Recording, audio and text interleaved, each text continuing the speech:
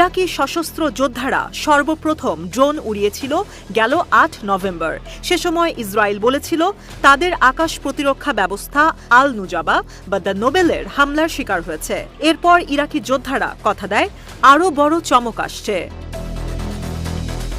Iran সমর্থিত সহ মধ্যপ্রাচ্যের সব শাসকই বিশ্বাস করে আল্লাহর অনেক পরিকল্পনা, ইরাক সেই কাজই করে চলেছে। এতদিন ইরাক নিজেদের জ্বালানি থেকে আসা রাজস্ব দেশের অর্থনীতিতে কাজে লাগিয়েছিল, যুদ্ধতে বিনিয়োগ করেনি। যুক্তরাষ্ট্রের সেনা অভিযানের পর দেশটিতে সহিংসতা ছিল সর্বনিম্ন।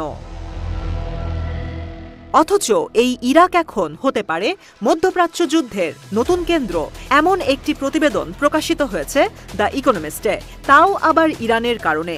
দেশের সশস্ত্র যোদ্ধাদের ওপর সরকারের কোনো নিয়ন্ত্রণ না থাকায় ইরাকে মজুত করা হচ্ছে দূরপাল্লার ক্ষেপণাস্ত্র আর বিস্ফোরক ড্রোন। তেহরানের ভয় যুক্তরাষ্ট্র ইরাকের আকাশসীমা ব্যবহার করবে এখানে বোমা ফেলতে। গাজা, লেবানন, ইরানের পর এই যুদ্ধে নতুন করে সামিল হবে ইরাক। এখন পর্যন্ত কূটনৈতিক তৎপরতা দিয়ে নিজেদের রক্ষা করছে ইরাক।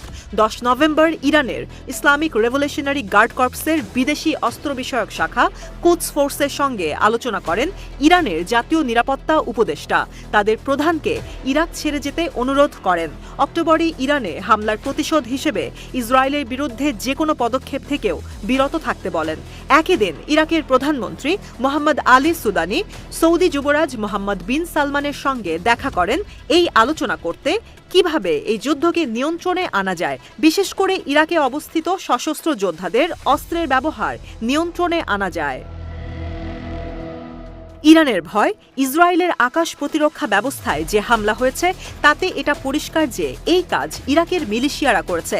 কিন্তু হিজবুল্লাহ ইরান সমর্থিত যোদ্ধাদের ওপর হামলা এটাই প্রমাণ করে তারা এখনও দুর্বল।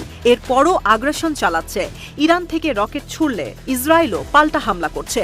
ইরানের কর্মকর্তারা বলছেন এতে করে ইসরায়েলের হামলার শিকার হয়ে যেতে পারে ইরাক, কারণ দুই দেশের মধ্যে দূরত্ব কম। এখন পর্যন্ত ইরাক আর ইয়েমেনের ইরান সমর্থিত যোদ্ধাদের স্থল আর সমুদ্রের সামাল দিতে যুক্তরাষ্ট্রের সামরিক বাহিনীর ওপর নির্ভরশীল তেল আবিব। কিন্তু হামাস, হিজবুল্লাহর হামলার পাশাপাশি সিরিয়ার বিমান হামলার কারণে ইরানের এই প্রতিরোধ অক্ষ হয়ে উঠেছে ইসরায়েলের বড় মাথা ব্যথা।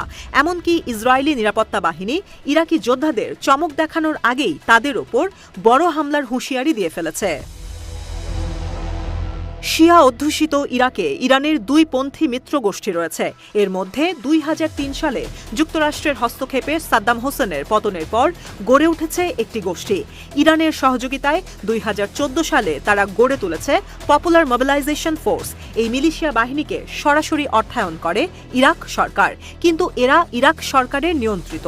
2023 সালে গাজায় সেনা অভিযান শুরুর পর আরেকটি গোষ্ঠী তৈরিতে সহযোগিতা করে ইরান, ইসলামিক রেজিস্ট্যান্স। এই মিলিশিয়া বাহিনীকে সরাসরি অর্থায়ন ও সমরাস্ত্র সহায়তা করে ইরান। ইরানের হয়ে ইসরায়েলে কোনো ধরনের হামলায় না যেতে ইরাকের সরকারি মদতপুষ্ট সশস্ত্র গোষ্ঠীগুলোকে বারবার নিষেধ করা হলেও সংগঠনের বাইরের গোষ্ঠীগুলো একরকম মাথাচাড়া দিয়ে উঠেছে। ইরাককে এই সংঘাত থেকে দূরে রাখতে চাইছে খোদ যুক্তরাষ্ট্র।